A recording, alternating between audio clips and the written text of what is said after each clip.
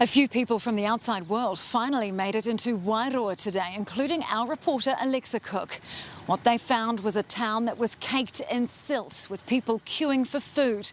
But there is hope of more contact with the outside world, thanks to a satellite link. Under a sea of mud lies Wairoa, street after street, home after home, smothered in deep silt after the river burst its banks and swept through town. The railway lines look like a rapid coming down, and it happened within probably 2 hours. Cut off by road and phone, its residents are desperate to contact their loved ones. Amy, Claire, we're all right. We're safe. Byron got all the animals out. We got the horses out.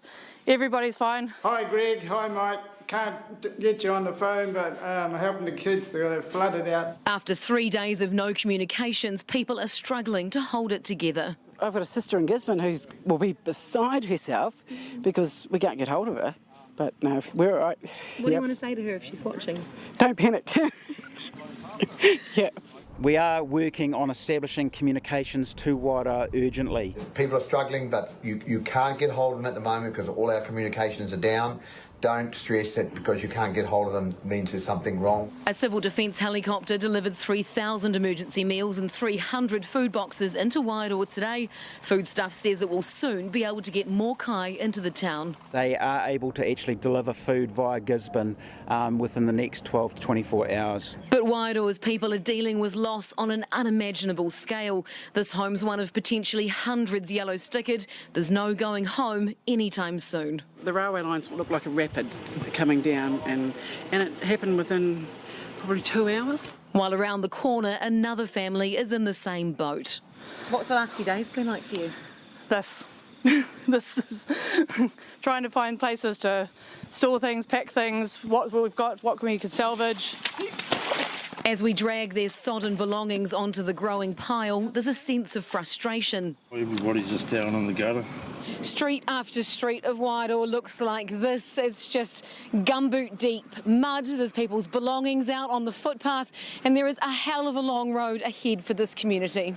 But some hope there is news of a small reprieve for the cut-off town. A Starlink satellite has just been connected, so locals should soon be able to let their loved ones on the outside know they're okay.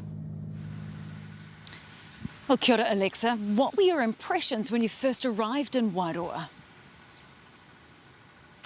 Oh, Sam, it was just heartbreaking. At least half of Wairoa was just absolutely munted.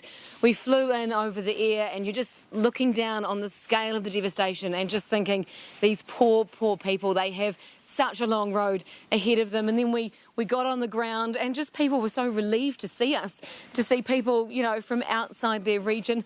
I think there's a real sense of resilience there, but there's also quite a sense, I think, of kind of helplessness. You know, people are standing, like in many parts of the country at the moment, but they're just standing in all this mud. They're looking around their beloved homes that they've poured all this work and energy and effort and love into and thinking, where do we start? And trying to get back to a sense of normal. Now, we have had some other good news. There's been some trucks of supplies that have managed to get into Wairoa. So hopefully that community can get reconnected, try and get back on its feet and start to get a sense of normal once again. Yeah, those supplies will be very welcome, Alexa. Thank you so much.